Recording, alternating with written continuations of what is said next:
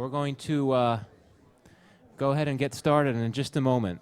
So if you could all please take your seats. We will be getting underway in just a moment.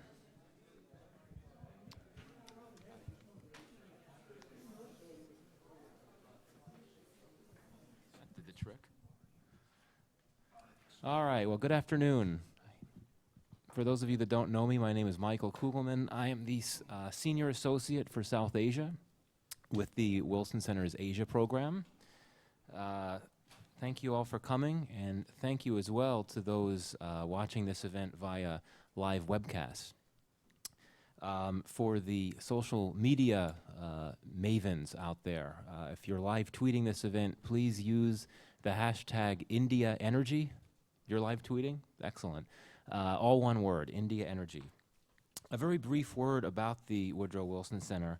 We are the official memorial to President Woodrow Wilson, the only U.S. president to have held a PhD.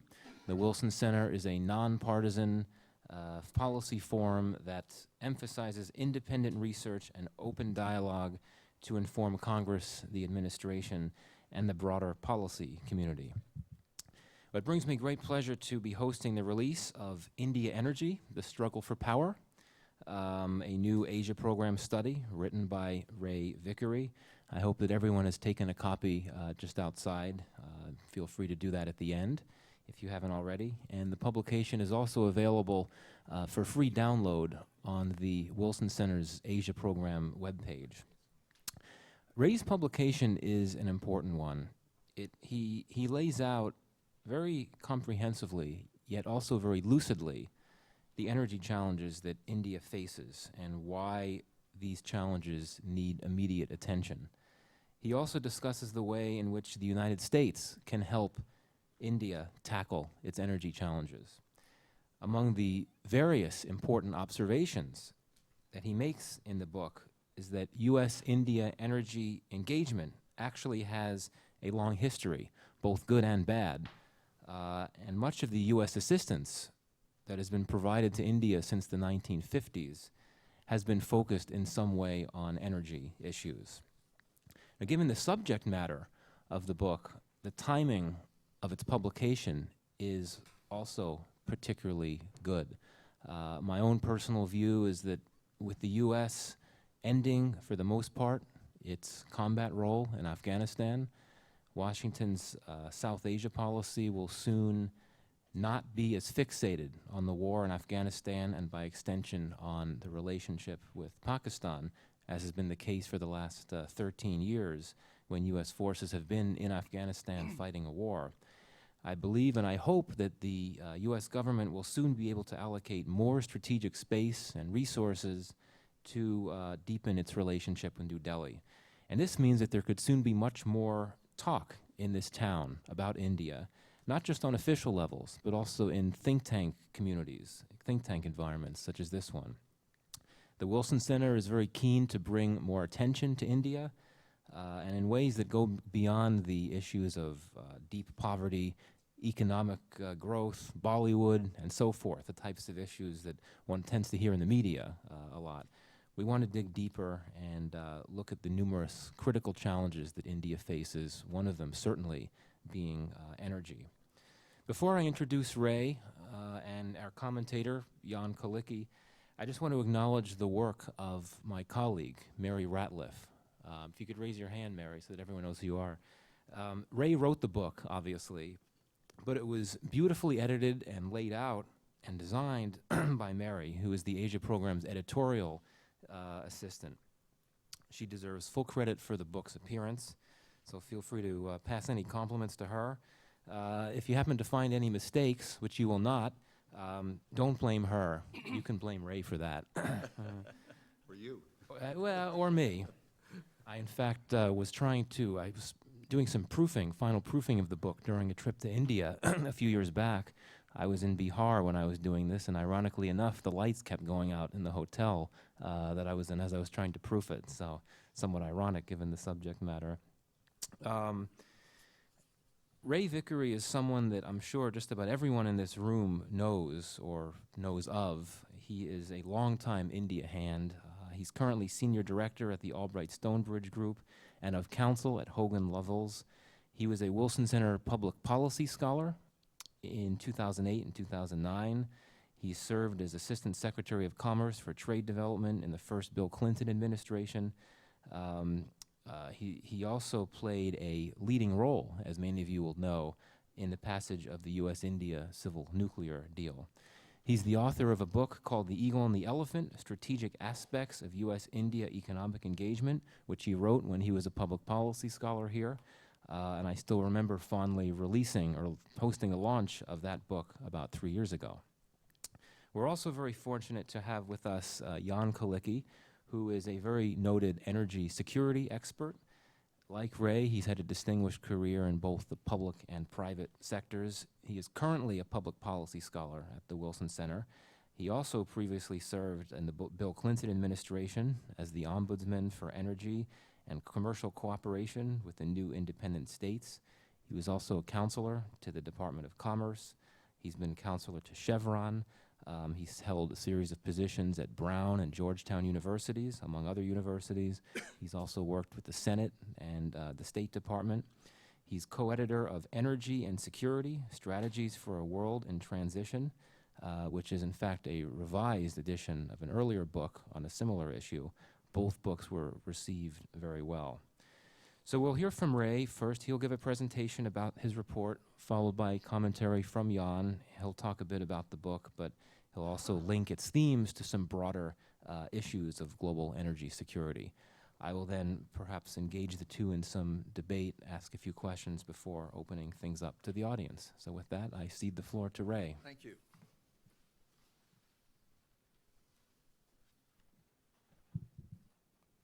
How do you turn it on, Michael? On the bottom? There we go. Great. Thanks very much, Michael. I appreciate that generous introduction. And I want to thank the Woodrow Wilson Center. It's a great institution. Its president, Jane Harmon, and our immediate past president, Lee Hamilton. I'm particularly grateful that Bob Hathaway, the former head of the Asia program here, has come all the way from the Little Wicomico River. I knew it took a lot to get him away. I look forward to his rejoining here in January. Mary Ratliff has already been recognized, and Mary, I second everything that Michael has said, and very grateful for the work that you did on this book. And I also wanted to recognize Dennis Cooks, who couldn't be with us today, but Dennis was very instrumental in getting this going. Bob took up in terms of commenting on the work, and if it hadn't been for Dennis and Bob, this never would have come about. My wife Ann is here. Without her, nothing's possible for me, and also my brother Steve I see back there, so we're getting support from all over. Just a little bit of business in terms of a disclaimer. In the interest of full disclosure, I am both of counsel at the law firm of Hogan Lovells and a senior advisor at the Albright Stonebridge Group. And there are clients of those firms in the energy business that I advise from time to time. However, all the opinions expressed and the responsibility for everything written in this work are mine and mine alone, and not those of the Wilson Center or any other person or entity. That having been said, the best advice I got on the presentation today was from the eminent scholar Jan Kalicki. Jan and I go way back to the Department of Commerce. We're very happy to have the Assistant Secretary for Commerce, Arun Kumar, with us today. I'm very honored with your presence.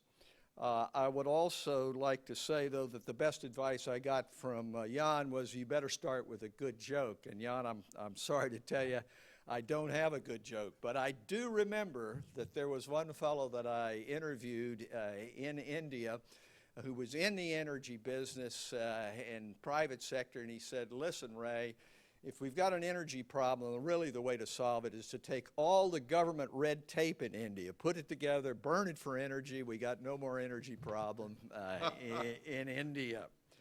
Now let's first of all look at the title of this work, India Energy and the Struggle for Power.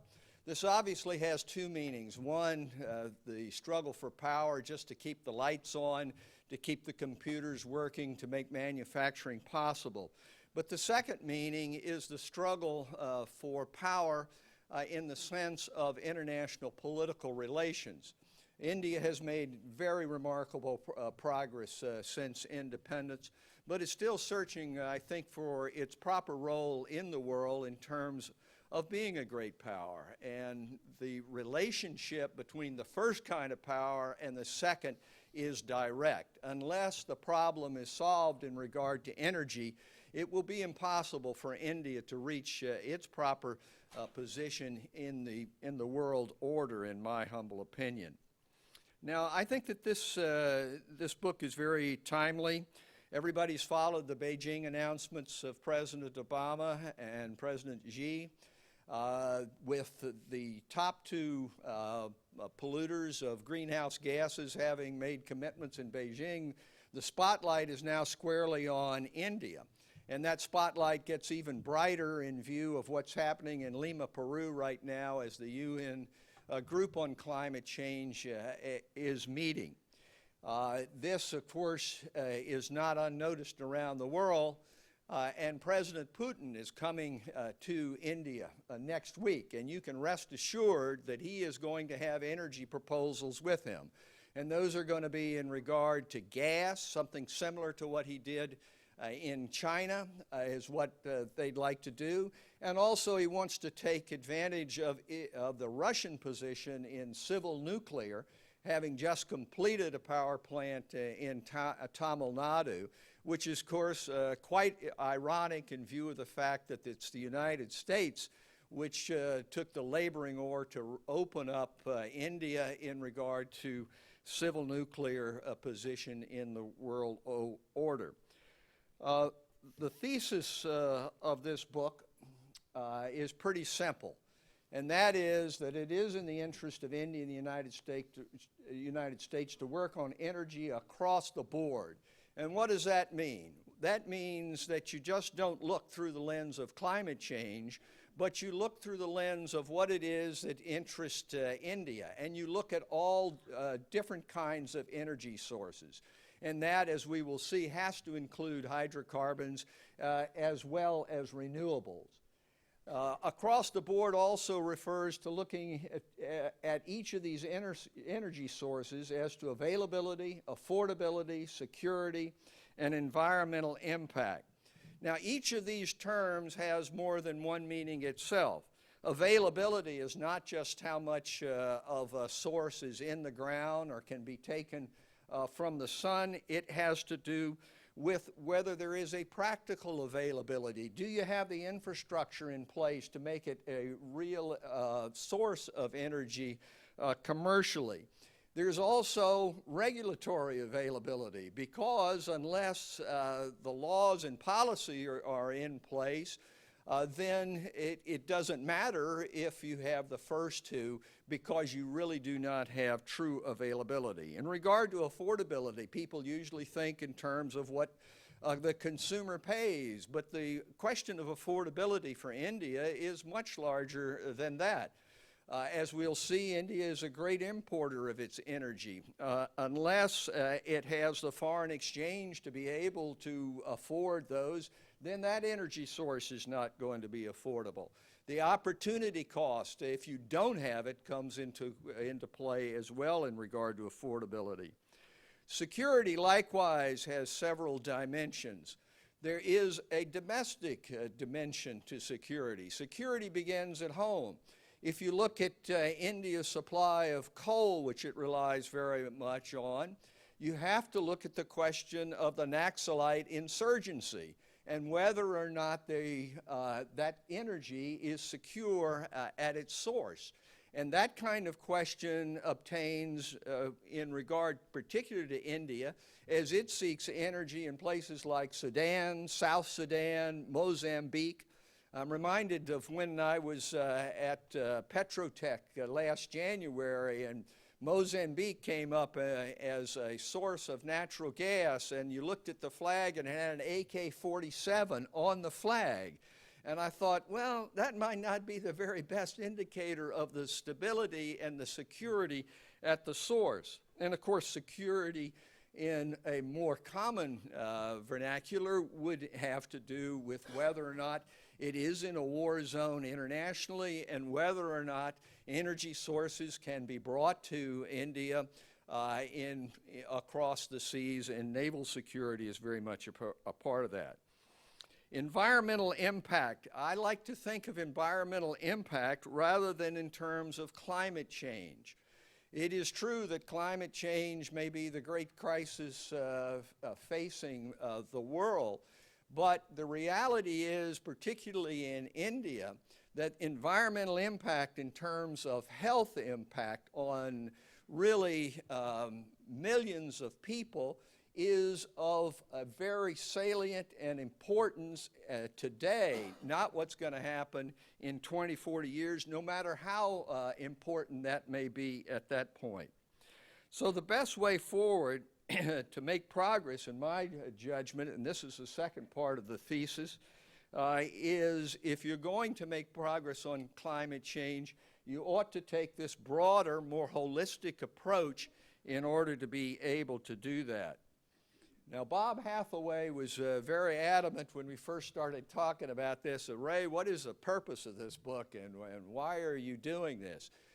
There are essentially two purposes to the book. One is to serve as a primer on India energy and the India energy crisis, as well as the opportunity for U.S.-India engagement on energy. I find it very discouraging when you see much of the conversation about India in regard to energy and climate change conducted not in the framework of what the ground reality is in India, but by reference to what it may be in the United States or what it may be in China. And so hopefully what we've done here is give people a feel for the situation in India, and in particularly how much it is driven by politics. And in the book, we have added a number of vignettes about the people who are very much involved, our good friend Suresh Prabhu, the Ambani brothers, and various people, so you can get a feel as to how it is that the real decisions are made in regard to energy. And then the second purpose, of course, is to make some recommendations, which we will talk about at the end here for those who are in these policy-making positions. Now, the dimensions of the energy crisis in India ought to be well known, but they are forgotten. Most people will think back to 2012, when the worst blackout in human history occurred. Over 600 million people over a period of 2 days having blackouts. And at the time, there were apologists who said, well, it's just a technical kind of problem, it just happened. That's not true. The reality is that because of a lack of energy, there was an overload in regard to this system. And the situation has not greatly improved since then. This past summer, you may have noticed a number of newspaper articles about power outages, inability to have air conditioning and to keep the lights on. Right now, there is in India some 25,000 to 50,000 megawatts of electrical power generation capacity stranded for lack of fuel. And this means that there's not enough gas and there's not enough coal, there's not enough energy sources to have it actually operating. And if you compare that to an installed capacity on the grid of, say, 260,000, you can see the dimensions and the impact of what energy means and why it is in crisis. According to the last government, this is a quote really from Prime Minister Manmohan Singh, India needs from 3 to 4 times more energy than it presently consumes within the next 2 decades. But as we will see, if India is even to catch up with China at present levels of prosperity, that need is more like 4 to 5 times more energy. Now, Prime Minister Modi has announced a Make in India initiative, and there are other initiatives to put the millions of people to work who come on the scene and need jobs. But if without adequate energy, Make in India and a return to growth adequate to alleviate poverty on a great scale just will not occur. Just look at how different the situation is with India as compared to the U.S. or China. In total primary energy consumption, the U.S. consumes 4 times more approximately than India does. China, 4.5 times. If you break that down per capita, this is total energy consumption, the U.S. is consuming 16 times more per capita than in India, and China 4 times. And the figures are even more stark when you get to electricity consumption. In kilowatt hours, it's about 700 in India compared to 13,000, 19 times more in the United States, or compared with China, 5 times more. And so it seems to me quite natural that when you talk to India, and if you try to talk in terms of what happened in China or what the situation is in the United States, you're not going to get a very close hearing. Now, this little pie chart here shows to me why it is that the U.S. must engage India on coal, oil, gas, and biomass, as well as nuclear and renewables. Coal being about 44%, this is total energy consumption. But that really understates the importance of coal to India right now. It is about 60% of installed electricity capacity and about 70% of actual production.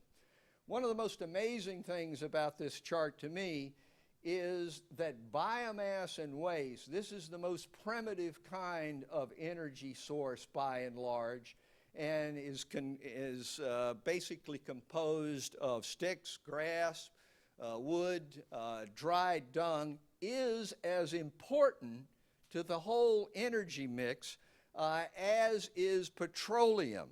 Now, you don't hear much about that. People don't want to talk about it because it doesn't fit in terms of grand schemes of policy.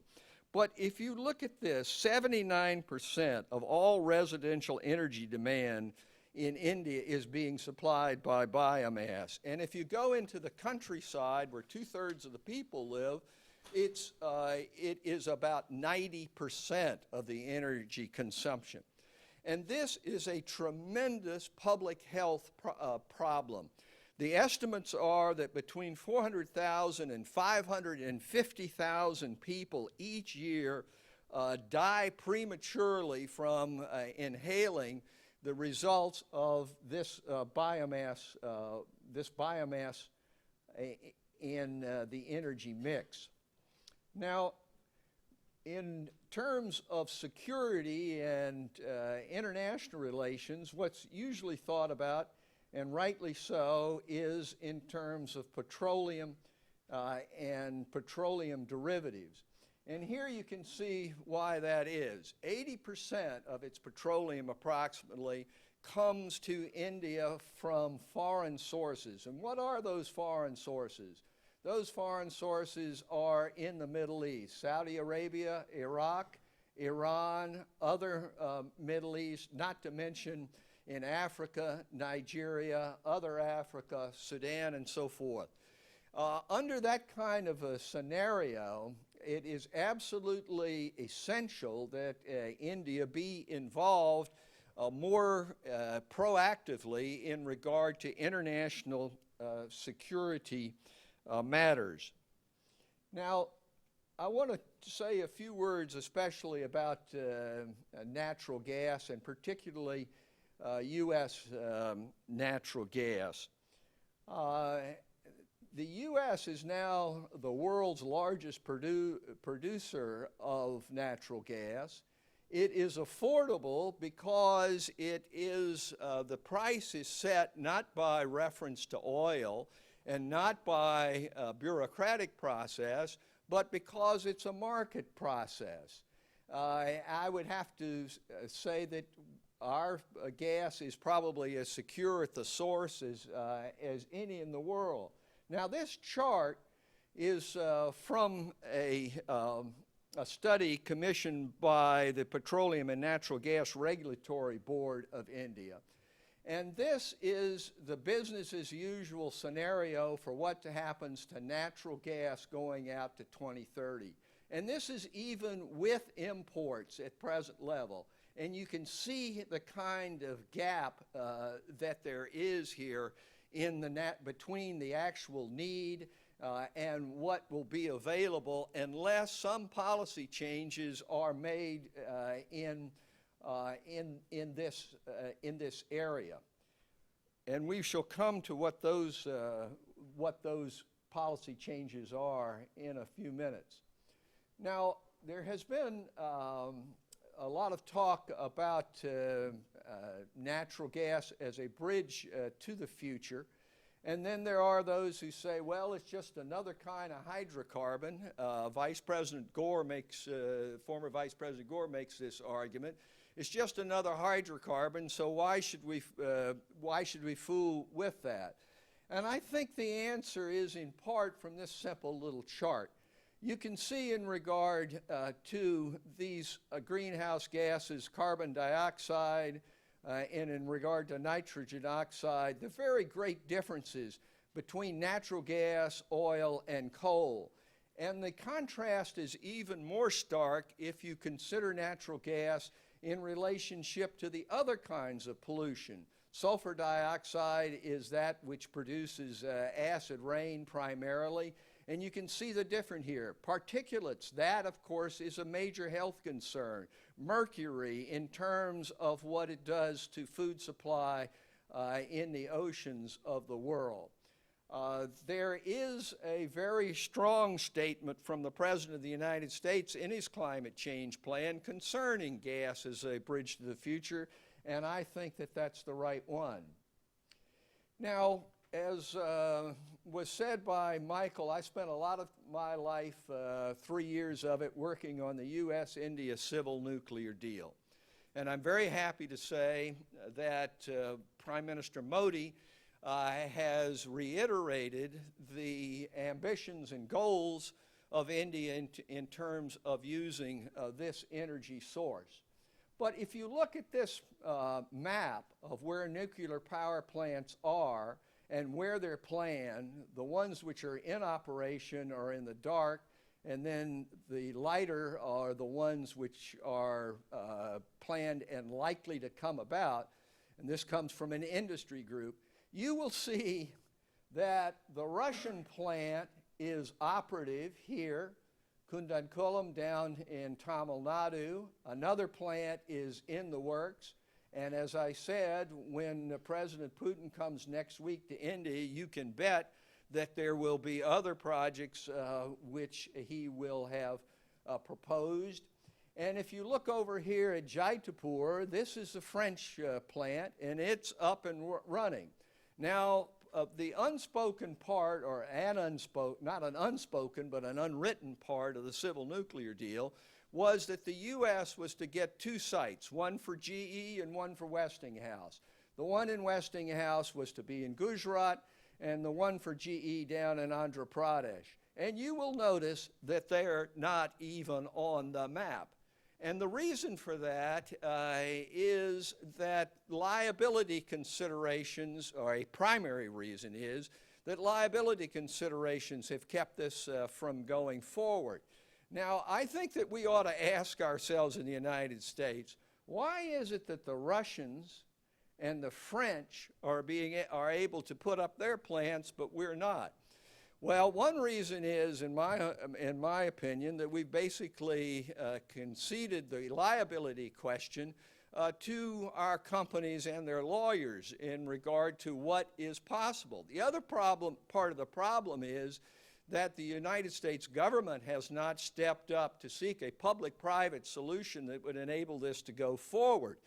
And the kind of solution that I have in mind is that which was worked out by the Russians involving the GIC, the Government Insurance Corporation, where insurance was had and the price of that was put into the plan. Now, I'm not saying that the United States and our companies with their own particular concerns can follow that model example, but it should not be beyond the mind of mortal man to be able to figure out how to do this. After all, it has now been 6 years and not a single shovel has gone into the ground for what was an essential part of the deal between the United States and India to bring India into the civil nuclear framework of the world. Let's take a look at the man himself and one of the really bright spots in regard to India energy, and this has to do with solar energy.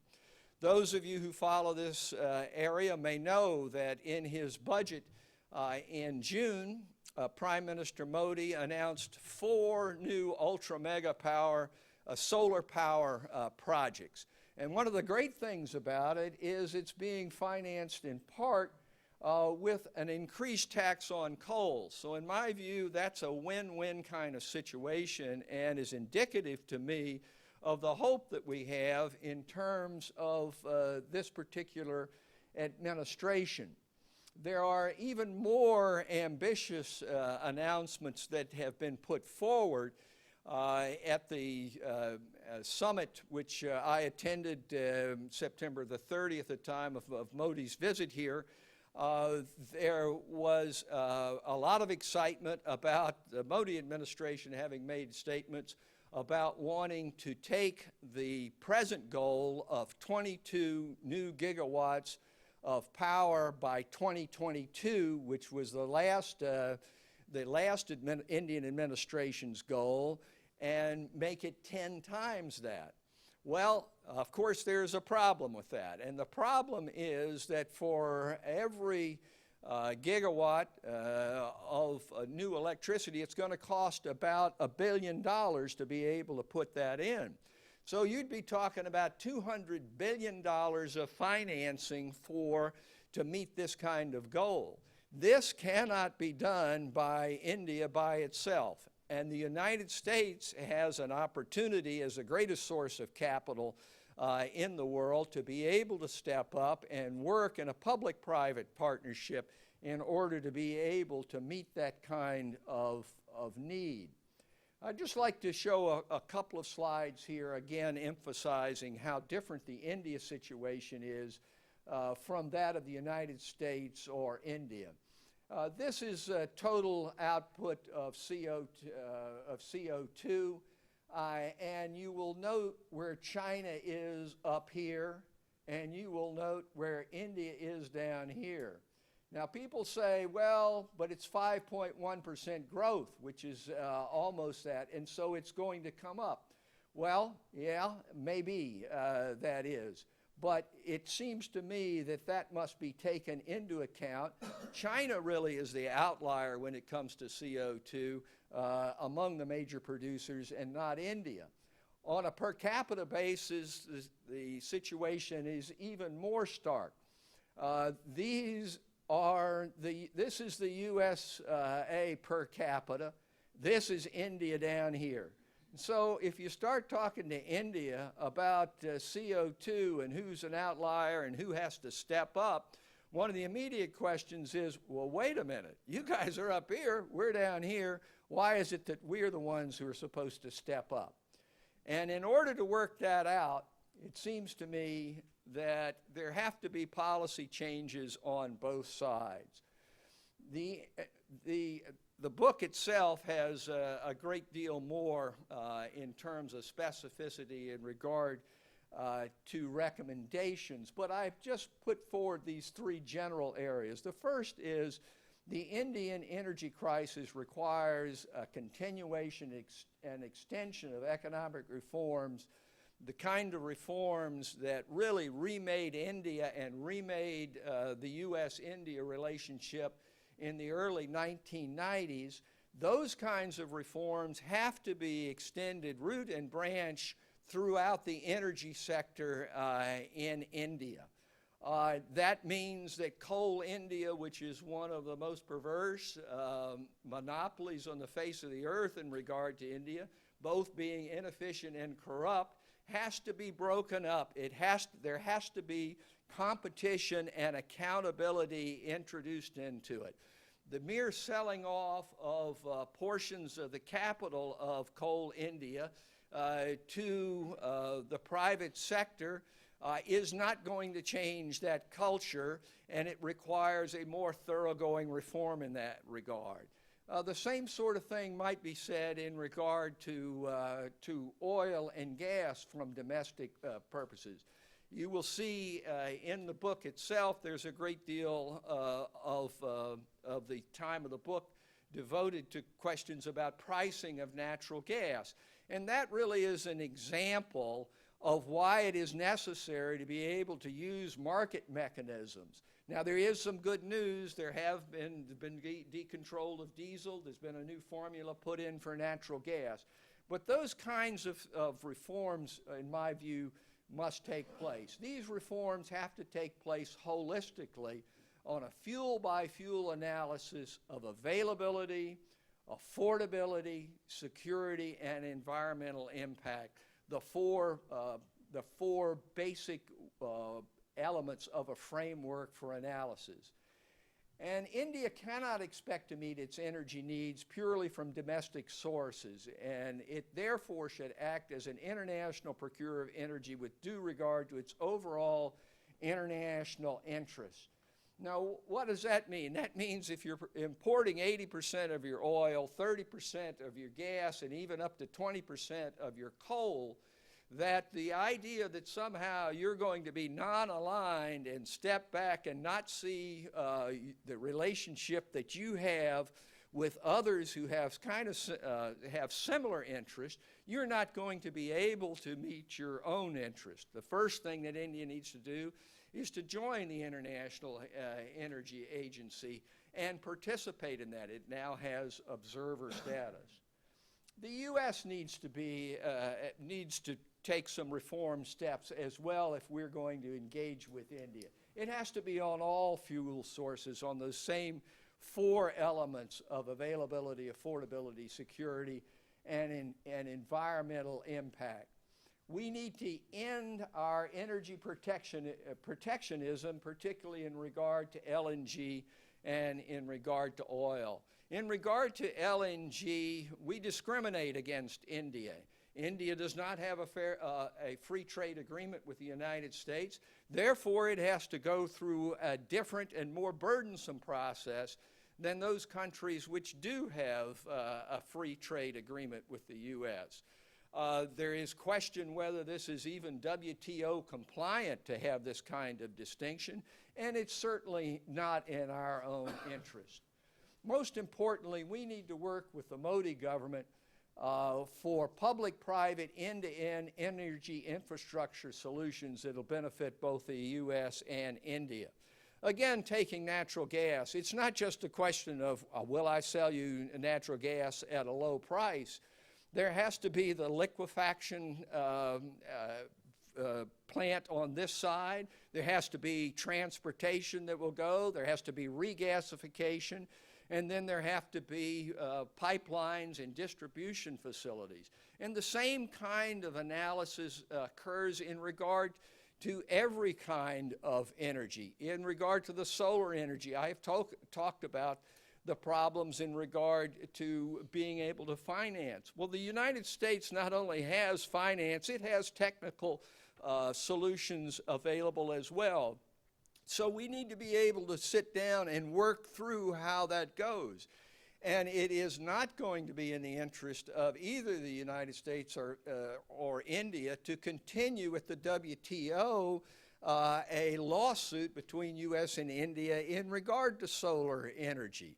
If India will adopt what the law was, what the policy was in Gujarat, and that is not to have local content kinds of requirements, then that suit can go away immediately.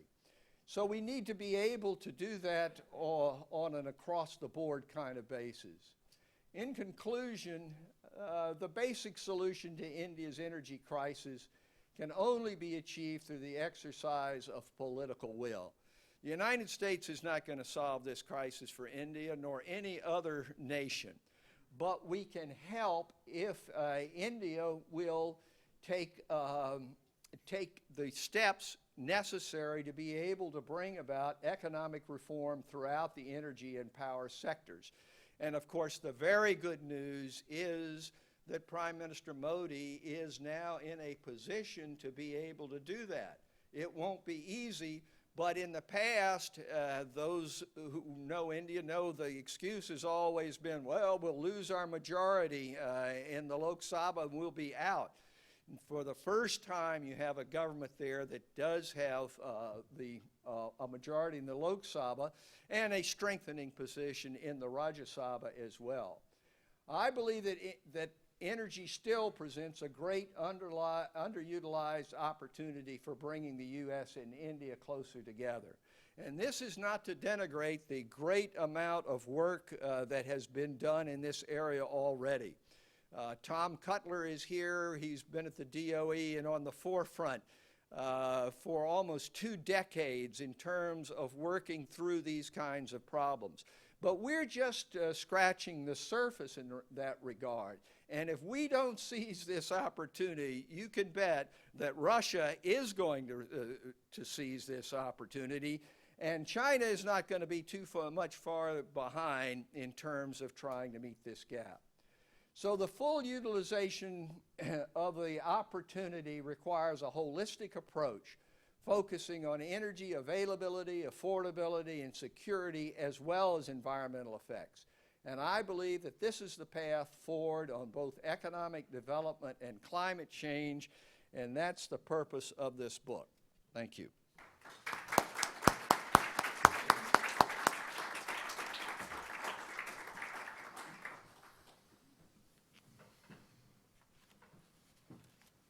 Well, thank you, Ray, for really a very comprehensive, extremely insightful presentation that I think will make everyone really want to get into the book and read it. A lot of discussion and a lot of questions that this presentation is likely provoked, but first, I want to give Jan an opportunity to weigh in. Well, thank you very much, and for turning this on, Michael. What shall we do? I'm glad you have to have the help, This too. is the technology Actually, it was on. It was on. Okay, well, that's great. Well, thanks very much. And Ray, thank you for a superb presentation of an important and insightful monograph. I really enjoyed reading it on energy issues and the prospects facing the United States and India as they develop their relationship. And it's really especially welcome because India is one of the world's top 3 energy consumers, yet it receives only limited attention in the media and even in the expert community. And here's a chance for us to go into great depth on this at a very important time before the Putin visit and before the president, our President Obama and Prime Minister Modi meet each other in January. The study is comprehensive, it's up to date. Quite rightly, you don't isolate particular fuels, but as you say, you take a holistic approach, and that's very important with regard to a number of factors, the availability, affordability, security, the environment, all of which have to be taken into account and grounded not just in our Washington, D.C. reality, but in the reality of New Delhi and of that vast subcontinent which should be defining the nature of the problem and the opportunities. The strengths that I see in the study include the opportunity for India and the U.S. to cooperate in many fields. Ray's mentioned energy infrastructure, and I think that's particularly interesting against the backdrop of Gujarat, from which Prime Minister Modi came and where he was encouraging private-public sector cooperation. And this is the kind of model that, if applied more broadly, I think, could be a very positive step for India as well as for the 2 countries. In particular, as Ray points out, the U.S. has a unique opportunity now as the world's largest producer of natural gas, which is certainly a revolution. Who would have thought 5 years ago that I'd be saying this? I'd probably be thrown out of the room for saying something like that. And that is, one likes to say, from the American standpoint, both affordable and secure, meeting some of Ray's criteria.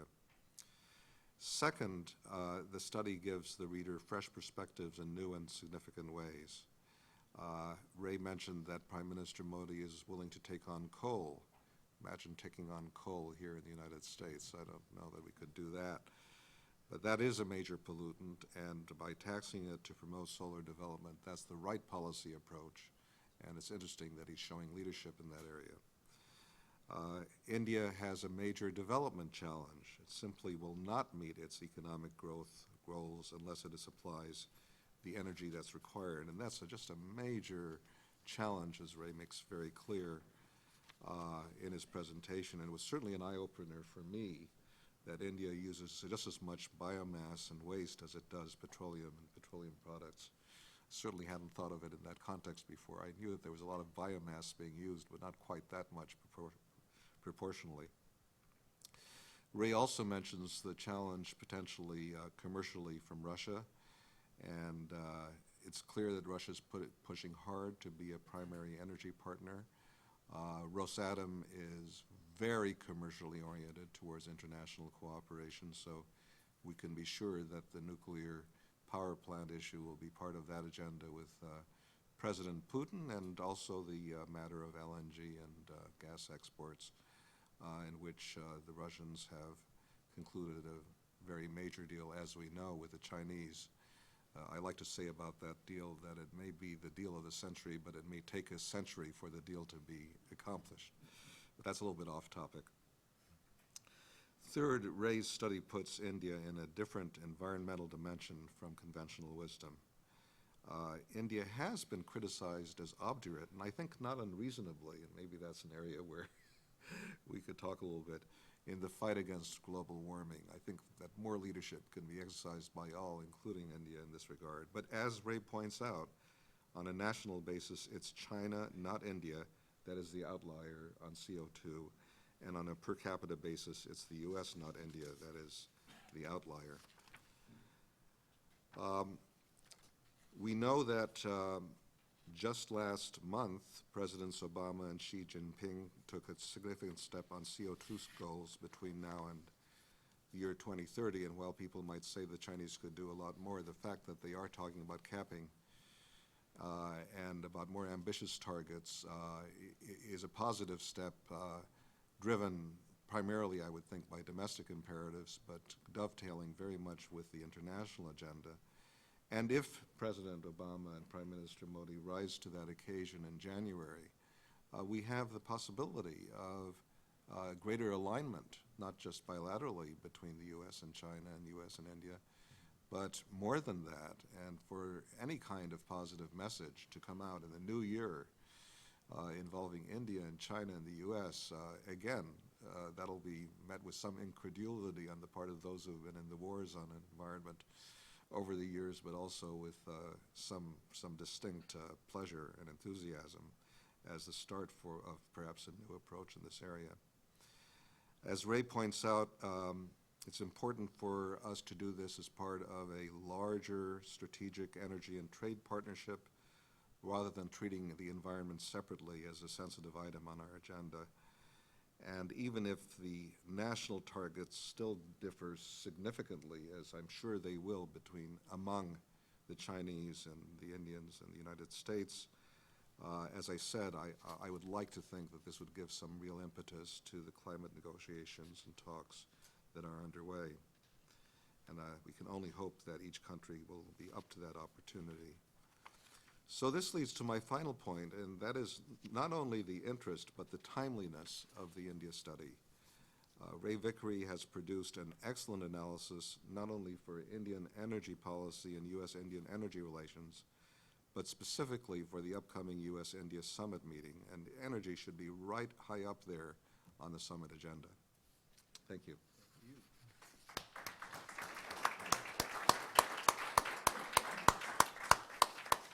Well, thank you, Jan, for some very useful comments to start the discussion. I'm going to put two questions to the panel before we open things up. First question I direct to Ray, though Jan, you could feel free to weigh in as well. And the second question is a broader question that I would be curious to hear from both of you on. The first one goes back to the proverbial implementation conundrum, the issue of political will, which you hit on, Ray, rightly so, in which you said that when it all comes down to it, it's whether India has the political will, is willing to exercise that political will to get the difficult reforms passed and do the politically tricky things, whether it be phasing out subsidies, whether it be getting the government less involved in energy policy and so forth. You suggested that we should be optimistic that with Modi now in power, that we could think that maybe there will be more political will than there has been in the past.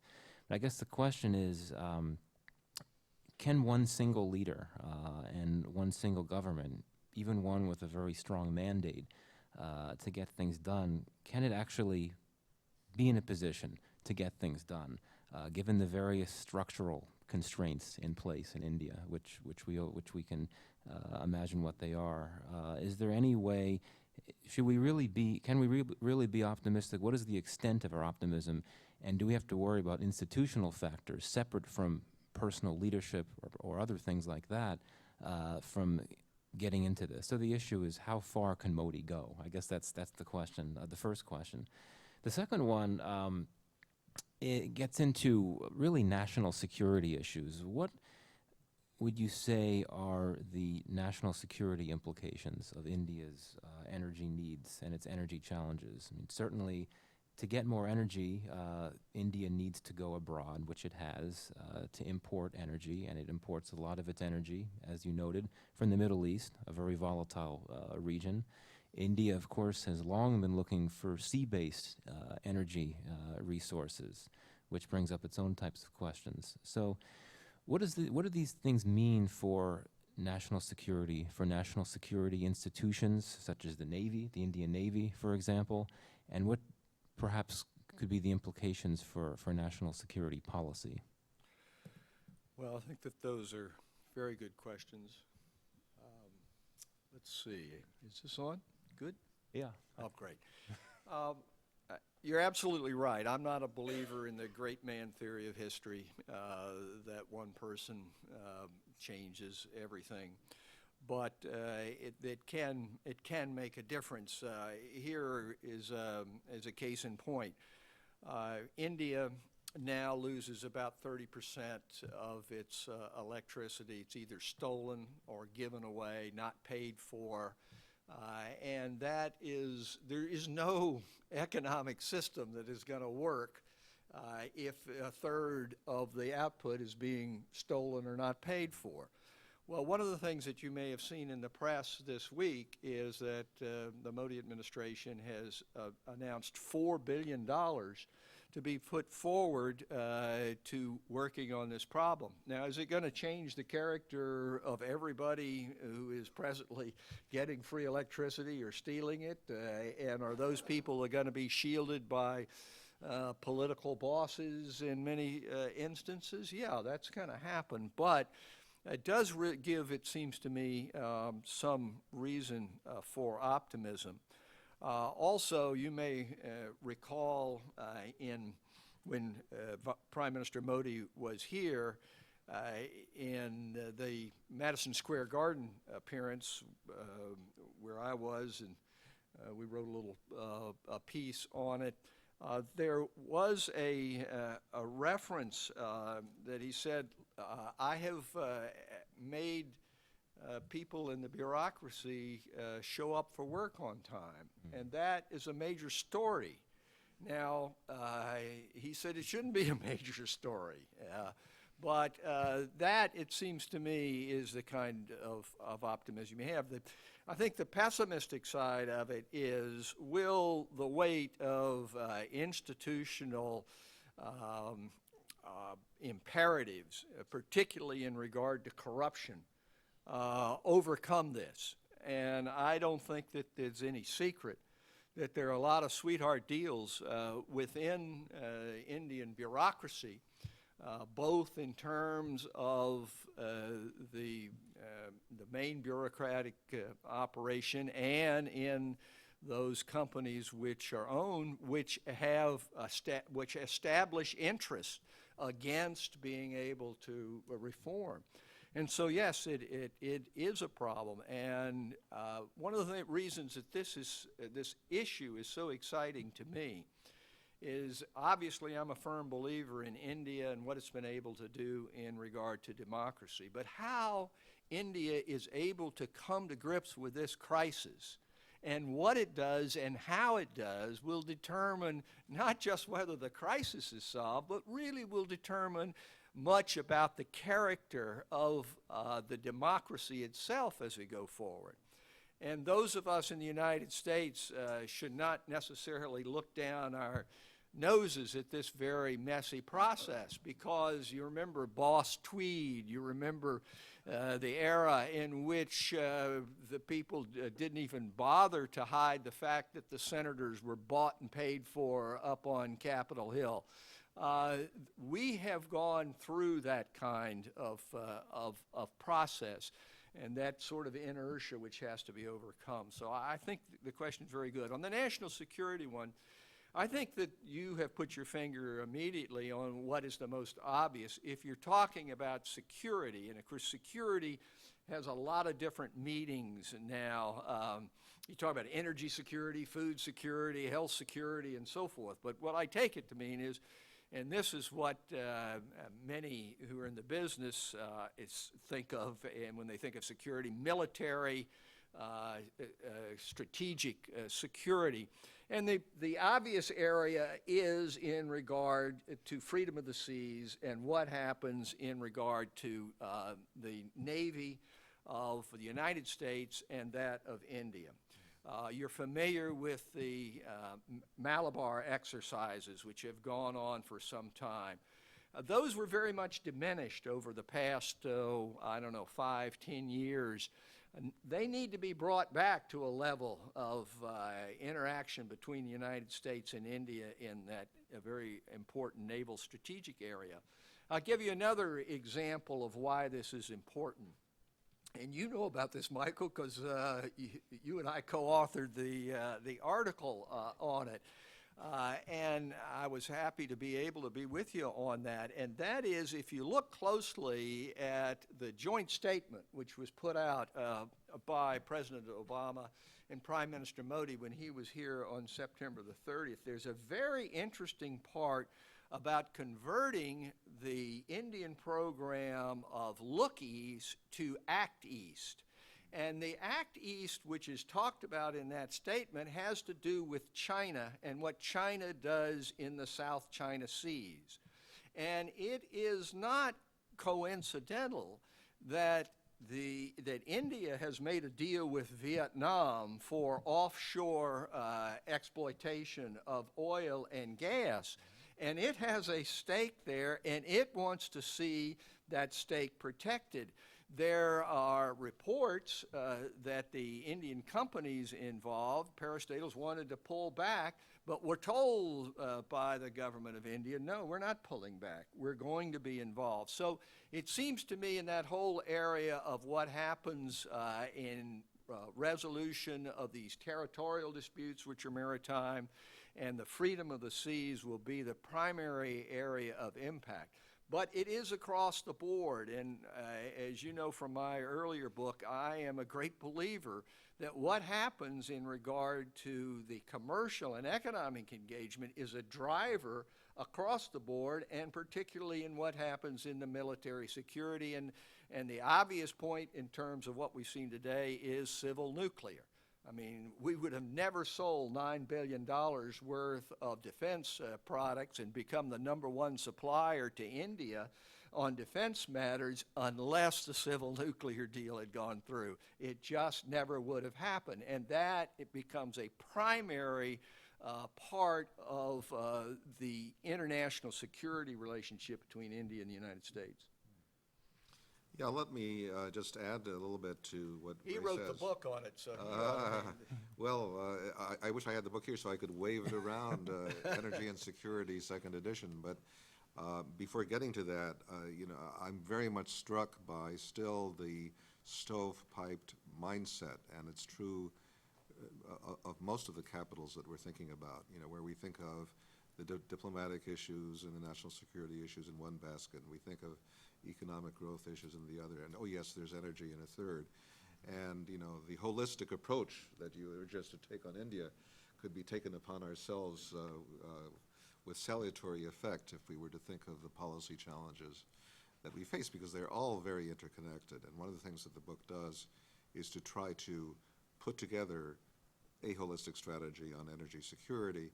And one of the points that we make is that on energy, quite naturally, countries take a look, first of all, at their national energy balance and how they interrelate that to the international environment. And then, if you're lucky, you get into the regional, but you never really get into the global in the way that you should. And when we think about what's happened over the last 5 years, the center of power in the energy balance has moved fundamentally from east to west in terms of production, and certainly remains very much east in terms of consumption until the Europeans decide to wake up and maybe do a little bit more with their economies. But again, off topic. So, given that shift in the energy balance, and given the need for an overall approach to energy security, what are the priorities that we can identify? And that's where I get into our book, and there are 5 things that we identify in the book for what we call a global energy security strategy. Guess what? Getting to guess. Several of which are directly germane to what Ray has described in his monograph. The first, of course, is shale and the need to share the technology on shale internationally. The second is to make gas a global market. As we know, and what Ray reminded us, that there are at least 3 tiers of gas pricing that we have, one very favorable to us here in North America, another very unfavorable relatively in Asia, and one in between in Europe. So we need to address that gas environment. Third, and we're getting closer now to the India topic, energy poverty. Over 1.4 billion people have no access to electricity. And a lot of those people are in the Indian subcontinent. And that is intolerable from a strict, humanitarian point of view, absolutely. But from a strictly security point of view, what do you suppose people do who don't have electricity? How do you suppose people study at night, with the kerosene lantern and things like that? This has direct implications in terms of the security environment that we face, so we ought to be getting with it on that. The fourth is emergency response to energy crises. We have a petroleum reserve here. India's been working on one. China has a little bit of one. But Europeans are cooperating more in this area. But we need to do a lot more by way of emergency response, because that gives a very credible signal to those who would be interested in upsetting the energy system in the future, if indeed we have the reserves that we should have. And last but not least, the access to the resource. And that's where you get into the seaborne issues and the extent to which the Indian Navy might become more of an active partner, the extent to which you address not just the military aspects of this and the anti-piracy aspects, by the way, of this, where India is playing a very important role when you think off the African coast and off the Omani and Yemen coast, but also politically. Politically, if you think of root causes of the concerns about Middle East supply, it really gets down to such things as core things as the success of the Iran nuclear negotiations. Let's say that we had a situation where we had a satisfactory nuclear settlement with Iran. Iran has a lot of natural gas. And I think one of the quid pro quos, which really isn't addressed as much as it should be, is Iran, if you're serious about being a major energy player in the world, here's a huge horizon for you to participate with other countries.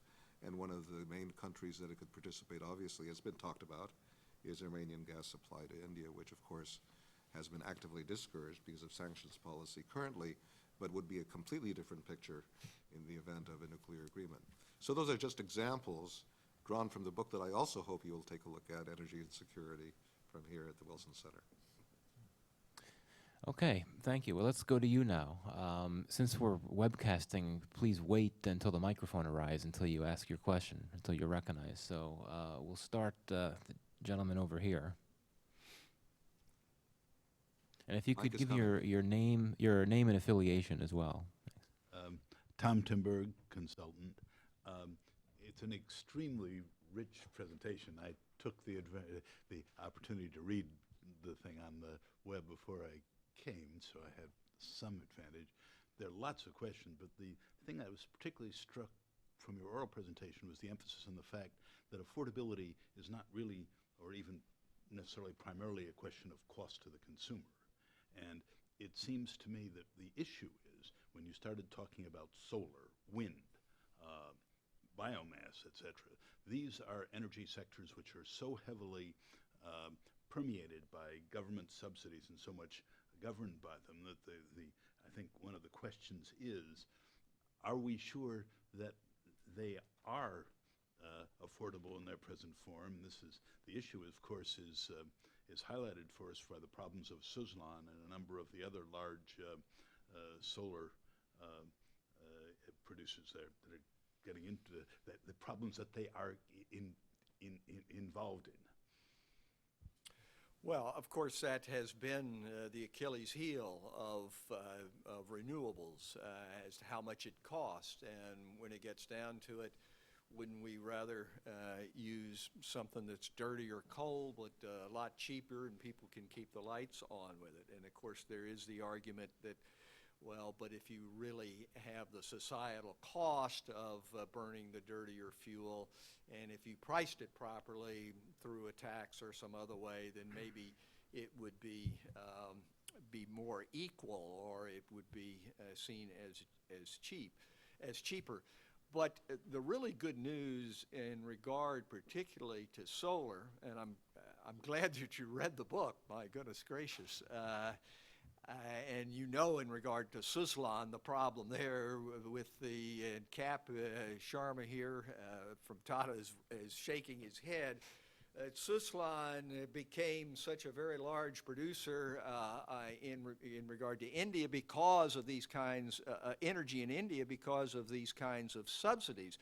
But the subsidy really went to the installation of the particular wind instrument, and not whether it was actually producing and getting that to people. So you have all these facilities that are up, and because they have been subsidized, but the subsidy hasn't gone to it. And you've had similar kinds of situations in regard to solar as well. The really good news on solar, of course, is the dropping prices in photovoltaic.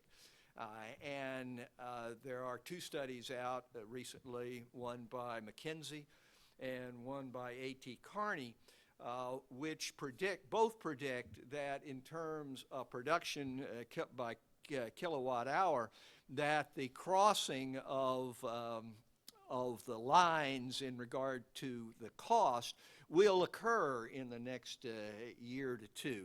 And you probably saw, I know you did, in the New York Times, the article last week, which says that in certain sections of this country, that has already occurred.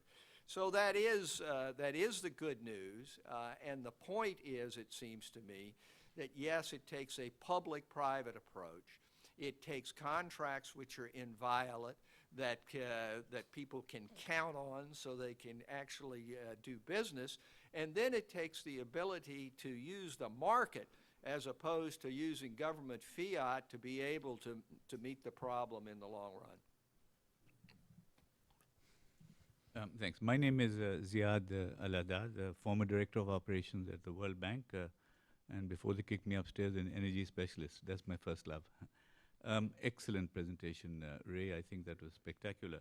And what I particularly like to compliment you on was the balanced view that you gave forward. Often we tend to run away with the hype that everything is good, but I think you really gave it a balanced view, which does a great service to India, I think, to lay out the problems clearly. My question relates to the use of the word holistic, which I've seen mentioned by you, Ian, and yourself on 3 or 4 occasions. You stop short at the magical words, integrated energy planning. Now, integrated energy planning is one of the things, I think you're implying that in what you say, is something which is being revived by popular demand across the developing world. The World Bank has also made it its first policy imperative as far as the future is concerned, which I'm glad to say, because there was a departure from this for a while. To make that work, you need the right institutions, consolidation of institutions rather than the fracturing that has occurred in most countries. And you talk a little about the institutional side at the policy level, but India is no exception. Separate Ministry of Power, separate Ministry for Coal, Petroleum separate, and a myriad of other agencies which are actually covering this, making the problem extremely difficult to coordinate the various types of fuels, their balance and their utilization as well as their supply. So some comments on that I'd appreciate. Thanks. Well, you're absolutely right, and bureaucratic inertia is exacerbated, and in Michael's first question, I think he talked about that. Is one guy going to be able to do it if you don't have the proper institutional framework for being able to do it? And consolidation as opposed to fragmentation is very important. It is a good sign that much of the energy policy making is being centralized in the Prime Minister's office under Modi. Mr. Mishra, as you may know, has taken over, and fellow Chobra is his second. And so that's a good sign. Another good sign in regard to India, and I fully agree. I mean, what India needs is a ministry of energy. It doesn't need to have 4 or 5 different ministries which are taking different parts of it. I am encouraged that, and you saw that one minister has been put in charge both of power and in terms of renewables, and actually has the environment as well. Now, the politics intervened to keep out of that consolidation under one minister the whole area of oil and gas, petroleum and gas, which is a separate line now. So that's very fundamental.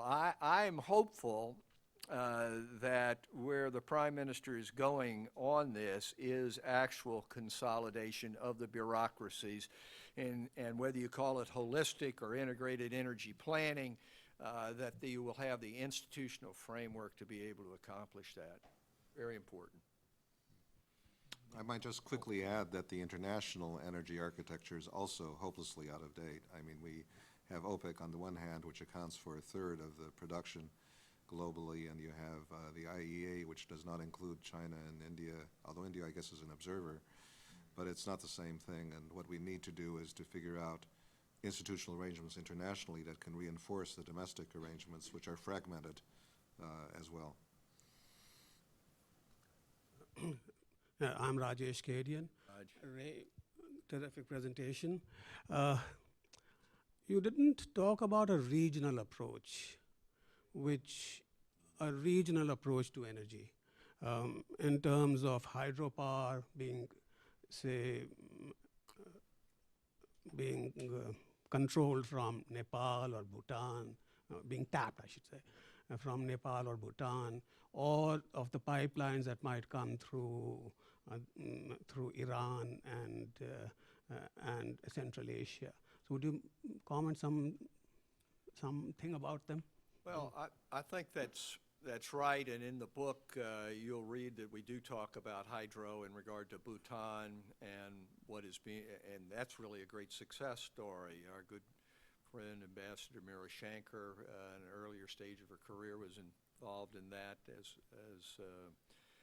as was her husband Ajay, who was a public policy scholar here at the center. And trying to do the same sort of thing with Nepal, and that is good. Of course, when you talk region, as we've just seen by the SARC meeting, which has just concluded, you immediately run up against the Pakistan-India divide and all of those problems which impact uh, the ability to cooperate, and then, as I would say, and we had this in my earlier book, the feedback loops, as Jan rightly points out, we really don't have two different systems. There's only one reality, and that between India and Pakistan, and that is military as well as commercial, it's energy and so forth. And if you can break the cycle somewhere, then you have hope for breaking it elsewhere or improving it, becoming a virtuous rather than an unvirtuous cycle. So it's absolutely, I think, one of the great hopes that this can happen. I take to heart what Jan has said in regard to the Iranian situation. I very much believe that India has a great stake. Obviously it does. We, through applying pressure, have brought the percentage of Iran oil down in the Indian mix from 16 to 6%, which was on here. Well, that really, it seems to me, ought to be able to send a signal to the Iranians, if the Indians would be able to be willing to do it, saying, look, you know, here is this margin which is in your interest. And if you can get that kind of problem solved with Iran, then you have the United States government no longer opposing the Iran-Pakistan-India pipeline on gas. There's no reason to do it, and in terms of what makes sense in technological terms, it makes tremendous sense. And so these things do work together. I have not tried, and perhaps, Raj, you'll do it in your next book, to take on how you are going to integrate. I know Robin Raphael has worked in this area more than she would care to acknowledge, perhaps, but it is absolutely right. And it's not that people haven't seen it. And again, going back to what just happened with the SARC meeting, I think there was every intention that that was going to turn out to be a kumbaya kind of moment and do that. Well, it didn't work out that way, as tragically it has not in the past, but hope springs eternal. Yes. Tom Cutler, I'm an independent energy consultant. Ray, I want to congratulate you on your book. It's a tremendous achievement. I think it fills a gap in the literature. I don't think there's any report like it out there. I was going to ask you about energy pricing, but I think Tom sort of touched on that already. So I wanted to ask you a different question. As you know, in the power sector, the states play a very important role. They do. So as you look at a roadmap for solutions to India's energy challenges, how would you divide up where the solutions may rest between the center in New Delhi and in the states? Well, you know, it seems to me that when Suresh Prabhu was Minister of Power and he put in the Electricity Act in 2002, that had it about right in terms of what the central role was in bringing about that reform, separating generation from transmission and so forth, and putting in some market mechanisms for wheeling.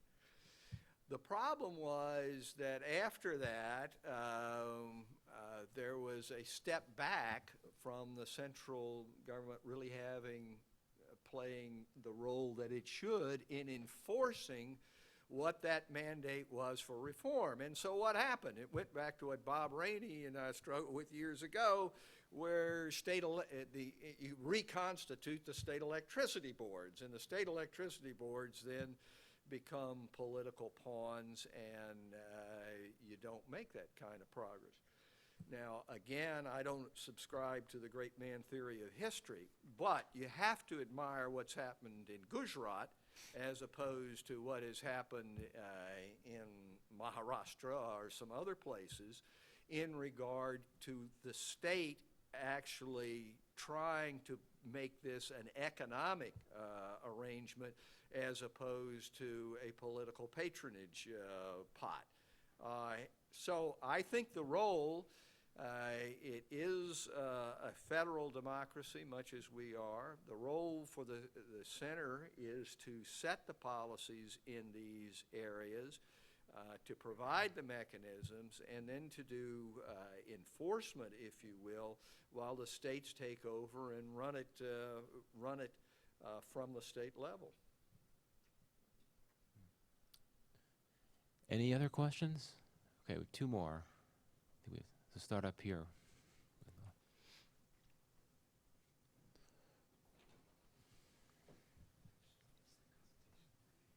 Bob Hathaway. Ray, like several others, I've had the opportunity to read this, and I simply want to commend you, but also urge everyone here, including those watching, to make sure that they read it thoroughly and seriously. Also ought to take note of the fact that Ray and Michael published a piece earlier this week in the National Interest, which bears on this, and kudos to both of you, but also I urge others to read that as well. Ray, you rightly talk about policy changes that are needed. In the questions somewhat, not so much in your prepared remarks, though you got a little bit into politics, but I want, if you will, give us a better sense of the politics on the Indian side. Politics between various ministries, between political parties, between states or regions. How does this play out in the political arena on the Indian side? Well, I thank you for that question, Bob, and thank you even more for the contributions. I mean, this wouldn't have been possible without you, and I really am very, very grateful. And as you know, a large part of this, perhaps even some would say too much, is devoted to trying to give a feel for what the political animal is like in India, and how it has to work in order for there really to be policy changes. And when I talk about the political animal, I'm not talking just about the elected officials, but this whole business between the Ambani brothers on the price of gas versus what happened at the Ministry of Petroleum and Natural Gas, and in regard to what happened in the courts in terms of the intervention. Those are all, I hope, laid out in sufficient fullness in the book to give the reader some feel for what it is that's going on, as opposed to just the figures in regard to quantities and so forth. I think that the basic problem in terms of the politics of this go back to this question of corruption in India and what happens in order to be able to make things move. As you know, there was an incident which is described in the book in which there was tapping of phones, and there was talk about gas and pricing of it and how this worked, and was a particular party our shop for operating. And so these interests are there. We had a flame out from the Aam Aadmi Party in Kejriwal, who appeared on the scene but really didn't have any economic policy to back up the attack in terms of cleaning up of corruption. My view is that hopefully we've had some cutting of the Gordian knot in getting a majority for a single party in the Lok Sabha. The question now is the politics of being able to overcome the bureaucratic inertia, the deals which are set up in terms of how this will really work.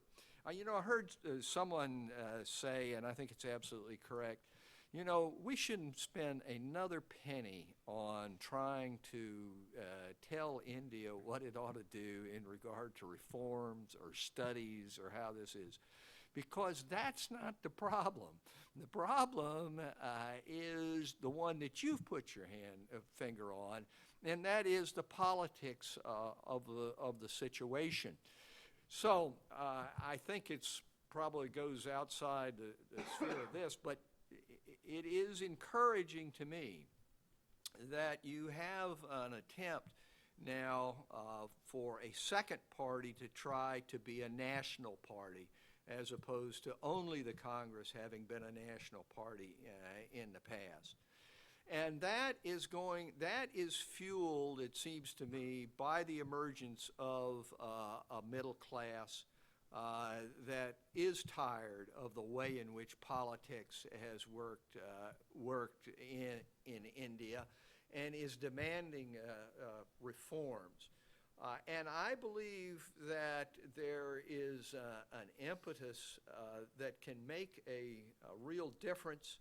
I look at what's happened in Maharashtra in terms of whether there would be a coalition government there and the determination that the BJP wants to be able to do it on its own. And I see that as a good sign for the kinds of economic reforms extended to the energy section which are necessary here. It is, though, a situation that has to involve all of these different elements, and it ill behooves us as another democracy that has its own problems and maybe can't even get a budget passed to understand that those issues need to be worked through politically and on a human basis in order to be able to make a reality out of this. Okay, last question. Robin Rayful, let me add my kudos, Ray. Excellent presentation, and particularly with regard to pointing out that the U.S. and India need to cooperate across the board, not just exclusively on climate change, and the importance of availability and affordability. My question was a practical one in terms of public-private partnerships, which is a phrase we all use in many contexts. And just if you could give an example of what might be the low-hanging fruit in terms of a public-private partnership involving the U.S. corporations. Thank you. That's an excellent question, and of course all of us are thank you for the service that you've provided in this area over time, Robin. The term public-private partnership does have a number of different meanings. It means something very different in an Indian context than it does in the U.S. context. And what I'm referring to is not a corporate entity, if you will, in which you have both governmental ownership and private ownership, and so there is a true legal partnership, if you will. I don't think that that is the way in which we want to go. We do want to have a private sector and a governmental sector, and they have very different kinds of functions. But what I mean by it in the phrase is that, and let's just take again solar. You are not going to be able to realize these goals which have been articulated for making solar a really important part of the energy picture in India, which it is not at this point, unless you're able to mobilize capital. Now, how do you mobilize capital? It is possible if you have something which is well known and has an income stream for the private sector just to do that on its own. But that is not the situation in regard to Indian solar. if there is going to be the mobilization of something like $200 billion, it is going to require World Bank, it is going to require the United States government, it is going to require the private sector in terms of finance to be able to come together to do that kind of financing. And it would seem to me that the way in which this ought to happen is a pulling together of both public and private interest in terms of being able to do that, and having some leadership from government which acts as a catalyst to be able to accomplish this. I also talked in the presentation in the book about civil nuclear. I think that that's another area in which we need public-private partnership. Now, it's not that the private sector hasn't been working with the government on the question about liability in civil nuclear, but I do not believe that we have had the kind of initiative that the government would say, I'm talking about the U.S. and Indian governments would say, this is really important to us. It's important to us because of what it means to the relationship. And we understand that you've got this problem about your shareholders and the liability and getting wiped out. And we understand over here that you have concerns growing out of Bhopal and that. But what we're going to do is we're going to put this together, and we're going to use some government institutions in order to be able to back up and make this into a reality. And I think that that public-private approach needs to be used across the board. As I pointed out in regard to LNG, the reality is that just having the gas and even having a lot of cheap gas doesn't feed the bulldog, as they say. It doesn't do it. You've got to have the end-to-end solutions. And if you think that end-to-end solution is just going to be provided by the market in some kind of timely fashion, I think you're dreaming. If, on the other hand, you say, well, the government's going to do it, the government can't even finance itself on either side of this. And so the only way in which this happens is to be able to pull together these interests and have the government act as a catalyst and provide some initiative, but use the kinds of private sector means which we have in order to accomplish it. Well, Ray, if only we could get you in to give a briefing to the president before he heads to India next month. If only. Well, this has been great, a really instructive, very useful discussion. Congratulations again, Ray, for the publication. We'll do our best to push it out, as you will as well, I'm sure. Thank you to Jan for joining the discussion and offering comments. So if we could have a round of applause for Ray and for Jan. Well done, Ray. Very, very good. Very good. Thank you. We are adjourned. So before you run,